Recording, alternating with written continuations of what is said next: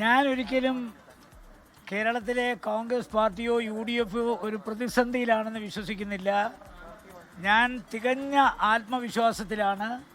കാരണം കേരളത്തിലെ പൊതുജന സമൂഹം കഴിഞ്ഞ 10 വർഷക്കാലത്തെ ഇടതുപക്ഷ മുന്നണിയുടെ ഭരണം അവസാനിപ്പിച്ച് UDFൻ്റെ കരങ്ങളിലേക്ക് ഭരണം ഏൽപ്പിക്കാൻ കാത്തിരിക്കുന്ന ഈ സന്ദർഭത്തിൽ എങ്ങനെയാണ് ഞാൻ ആത്മവിശ്വാസമില്ലാതെ സംസാരിക്കുന്നത്? എംപിമാർക്ക് സീറ്റ് ലഭിക്കാത്തതിൽ അതൃപ്തിയുണ്ടോ?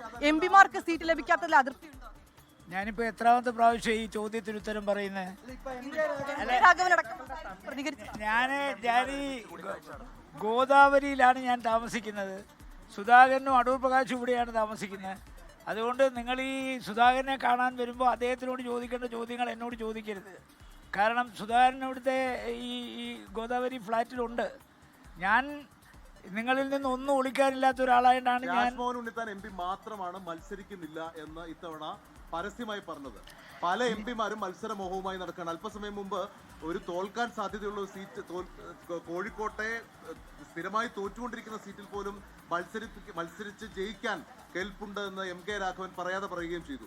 അപ്പോൾ കൂടുതൽ എംപിമാർ സമ്മർദ്ദമായി രംഗത്തേക്ക് വരികയാണോ? ഞാൻ ബിനു, എൻ്റെ ആദ്യത്തെ നിലപാട് ഒരിക്കൽ കൂടി ആവർത്തിക്കുന്നു. ഞാൻ ആദ്യമേ പറഞ്ഞതാണ്, ഞാൻ മത്സരിക്കാനില്ല. മാത്രമല്ല പാർലമെൻറ്റ് അംഗങ്ങൾക്ക് ഒരിക്കലും മത്സരിക്കാൻ അവസരം കൊടുക്കരുത്. അപ്പോൾ ഏതെങ്കിലും ഒരാൾക്ക് അവസരം കൊടുക്കാൻ തയ്യാറായാൽ രണ്ടാമത്തെ ആൾ വരും, മൂന്നാമത്തെ ആൾ വരും. അത് പാർട്ടിയുടെ മുഴുവൻ പ്രതിച്ഛായയും ബാധിക്കുമെന്നുള്ളത് കൊണ്ടാണ് ഞാൻ ആദ്യമായി ഈ മുന്നറിയിപ്പ് പാർട്ടിക്ക് കൊടുത്തത്. ഒരു കാരണവശാലും എംപിമാരെ പരിഗണിക്കരുത്. അവരുടെ ജോലി എന്ന് പറയുന്നത് അവരുടെ പാർലമെൻറ്റ് മണ്ഡലത്തിൽ വരുന്ന അസംബ്ലിയിൽ മത്സരിക്കുന്ന സ്ഥാനാർത്ഥികളെ വിജയിപ്പിക്കുക എന്നുള്ളതാണ്. ആ ദൗത്യമാണ് അവർ ഏറ്റെടുക്കേണ്ടത്. ഇപ്പോൾ ഞാൻ ഒറ്റ കാര്യം പറയാം. ഈ തർക്കമുണ്ട് എന്ന് പറയുന്ന എംപിമാർ മത്സരിക്കണമെന്ന് പറയുന്ന ഈ 2 മണ്ഡലങ്ങൾ, അതായത് ഒഴിച്ചിട്ടിരിക്കുന്ന കോന്നിയും കണ്ണൂരും സ്ഥാനാർത്ഥികളെ പ്രഖ്യാപിച്ച പ്രശ്നം തീർന്നല്ലോ. പിന്നെ അവരൊരിക്കലും ഇവിടെ സ്ഥാനാർത്ഥിത്വം വേണമെന്ന് പറഞ്ഞ് നിൽക്കില്ലല്ലോ. അപ്പോൾ പിന്നെ അല്ല, നിങ്ങൾ ചുമ്മാ എന്നെ വീട്ടിലാക്കണ്ട, ഹൈക്കമാൻഡ് കുഴപ്പമാണെന്ന് ചോദിച്ചാൽ. അപ്പം നിങ്ങൾക്ക് ദോഷൈക ദൃക്കുകൾക്ക് എന്ത് വേണേലും പറയാം. പക്ഷേ ഞാൻ പറയുന്നു, ഇന്ന് ഇപ്പോൾ ഹൈക്കമാൻഡ് സ്ഥാനാർത്ഥിത്വം പ്രഖ്യാപിക്കുന്നതോടുകൂടി എല്ലാ വിഷയങ്ങളും അവസാനിക്കും. പിന്നെ പറയുന്നത് അപ്പോൾ ഒരു ഇളവ് നൽകരുതെന്നുള്ളതാണോ? ഒരു ഇളവിന്റെ ആവശ്യമില്ലെന്നുള്ളതാണോ? ഒരു എംപിമാർക്കും ഇളവിന്റെ ആവശ്യമില്ല എന്നുള്ളതാണോ? അല്ല, ഇപ്പോൾ ഒരു എംപിക്ക് കൊടുത്താൽ പിന്നെ രണ്ടാമത്തെ എംപി വരും, രണ്ടാമത്തെ എംപിക്ക് കൊടുത്താൽ മൂന്നാമത്തെ എംപി വരും. ആ എംപിമാരുടെ ആഗ്രഹങ്ങൾക്ക് തിരശ്ശീല വീഴണമെങ്കിൽ സ്ഥാനാർത്ഥി പ്രഖ്യാപനം അടിയന്തരമായി നടത്തിയാൽ അതോടുകൂടി തീരുമല്ലോ.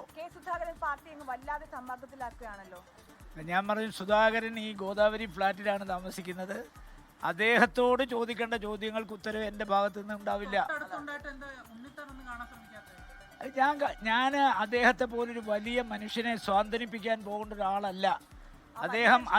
അദ്ദേഹം കണ്ണൂർ മത്സരിക്കാൻ തയ്യാറായി നിൽക്കുമ്പോൾ പിന്നെ ഞാൻ പാർലമെൻറ്റ് അംഗങ്ങൾക്ക് സീറ്റ് കൊടുക്കരുത് എന്ന് പറഞ്ഞ ഒരു MP ആകുമ്പോൾ സ്വാഭാവികമായി എന്നെ കാണുന്നത് അദ്ദേഹത്തിന് ചതുർത്ഥി കാണുന്നതിന് തുല്യമാണ്. അതുകൊണ്ട് ഒരു കാരണവശാലും ഞാൻ അദ്ദേഹത്തെ കാണുന്നില്ല. പക്ഷേ ഇന്ന് നിങ്ങൾ കാസർഗോഡിനെ സംബന്ധിച്ച് ചില വാർത്തകൾ പുറത്തു വിട്ടുകൊണ്ടിരിക്കുകയാണ്.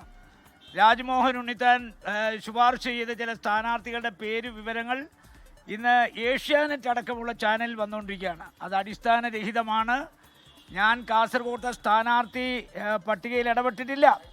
2019 കാസർഗോഡ് മത്സരിച്ച് 40,438 വോട്ടിന് ജയിച്ച ഒരു MP ആണ് ഞാൻ. ആ മണ്ഡലം പൊന്നുപോലെ ഞാൻ നഴ്സ് ചെയ്തു.